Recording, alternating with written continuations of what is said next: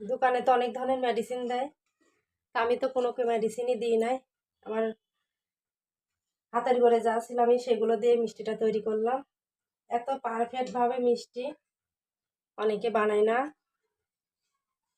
কিন্তু আমি ভিডিও যা করি তাই আমি দেখাই আপনাদেরকে, কোনো ফেক ভিডিও থাকে না।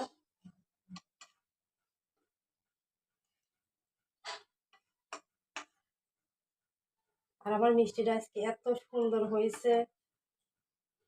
অনেকে মিষ্টি শিরা দিয়ে কী করেন আমি জানি না, আমি মিষ্টি শিরার মধ্যে একটু বুন্দি আছে, বুন্দি দিয়ে দেব, তাহলে আমার বুদিয়া হয়ে যাবে মিষ্টির সঙ্গে।